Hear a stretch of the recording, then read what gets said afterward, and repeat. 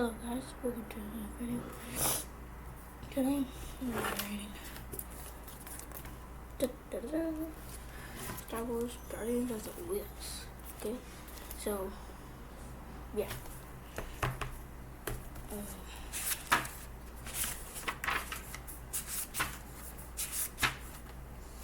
Chapter 1. Jared and Lee. So Marty Fest said, "We require assistance of a guardian." Cheryl and Lee dropped his chin against his chest and smiled, but nothing.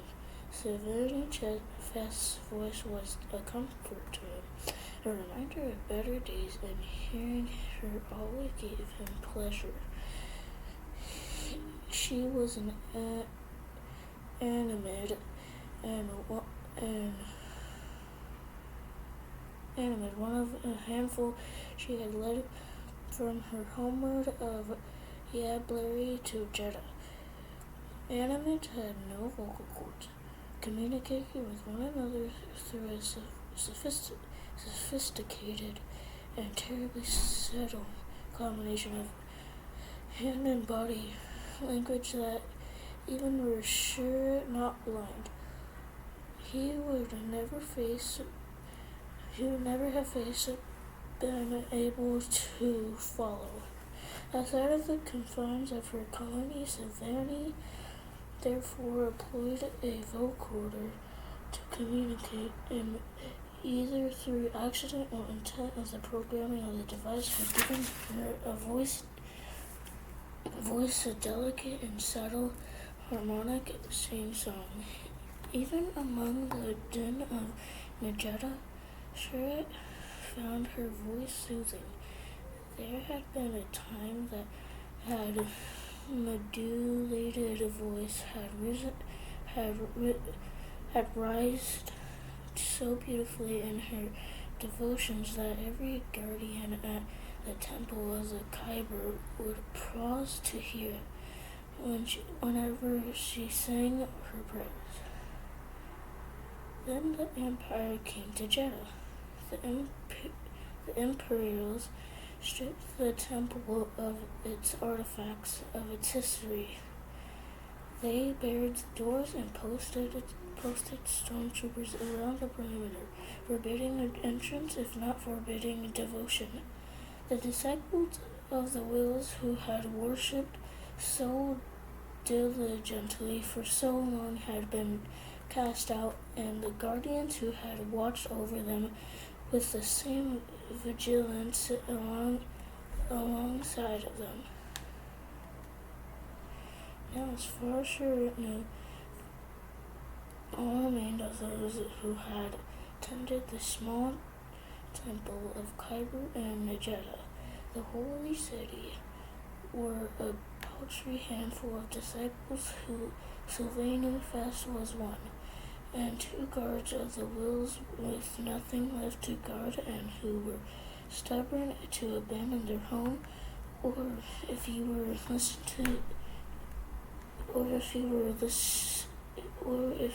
to listen to Bayes Malbus tell it, one blind guardian and his long-suffering friend Sylvania Fest no longer sang, and Cheryl and Way missed that. Charlotte tilted his head slightly as much to hear her better, to let Sylvania know he was listening. He turned the smooth alms bowl in his hands, felt the shift of money sliding along its bottom, heard the music of different currencies colliding, and pearl credits and old Jeddah knots, and who knew what else. He rarely collected much, but this didn't bother him. Collecting charity was the byproduct, not the intent. It was the excuse, and it placed him below the stormtroopers. Stormtroopers noticed. He sat most days to listen and to learn and to try as he had for so long now to feel the living force moving around him. at the temple of the Kyber, Sylvani said. Along the old shadows there was a man. He will not leave. He is frightening and devoted. The Force is all, Sherrod said. The Force accepts all. This man does not come to worship. Guardian Cheru Emwe. Sylvani's voice shifted. A melodic half-tone descent that followed her words with unspoken concern, unspoken sorrow. He brings danger. We fear he will bring violence. We fear he will bring stormtroopers. There are still many who make the pilgrimage, and those of us who are left wish to aid them as best as we can. We fear this man will bring death. Who is this man? Shira asked. He says he is a Jedi, Sylvani said. Shira lifted his chin. Past his left shoulder, he felt Baze Malbus rouse himself from where the big man had been dozing in a precious pocket of warm sunlight. No, Baze said. The word was in so many ways the perfect embodiment of who Baze Malbus had become, as blunt and as hard as the man himself. No was the word that seemed to define Baze Malbus these days, all the more so since the Imperial occupation had begun. Knowing the word Baze Malbus was saying many things. No, he would not accept this, whatever this might be. From imperial rule to the existence of a Jedi in the holy city, to the suffering the Empire had inflicted upon all those around him. No,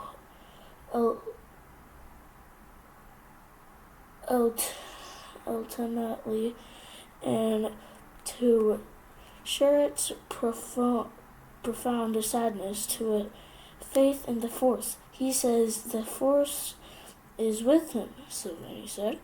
Shira heard her voice shifting slightly. Could almost see her turning her head from him to Baze and back as she spoke. Please, Guardian, Baze said. One, him. Shira smiled, turned to a grin as he felt Baze jerk a thumb in his direction. Sylvani continued, We can offer so little to those who come, and this man will threaten even that. And if the stormtroopers hear what he is saying, if they come, it'll be the excuse they seek. They will accuse us. Shira rose all at once, tilting the contents of the alms bowl into one palm, then tucking the bowl itself away within his robes with the other. He reached out, found Sylvani's 6-fingered hand with a touch, turned his palm to empty what money he had gathered to hers. For food and water, he said. He reached back for his walking stick. We will come. I don't, Baze lied. Shira grinned. Life in the Holy City had never been easy for any of its inhabitants, but it had not always been cruel. There had always been those who suffered deprivation and hardship. There had always been those who sought to abuse their strength over others and to exploit weakness. There had always been illness, and those who were hungry, and those who went without. But there too had been peace and generous and.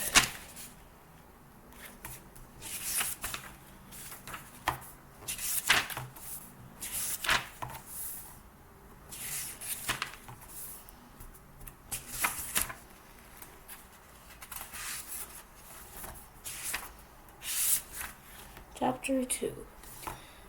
Hopefully you guys liked and subscribed. I'll see you in the next one.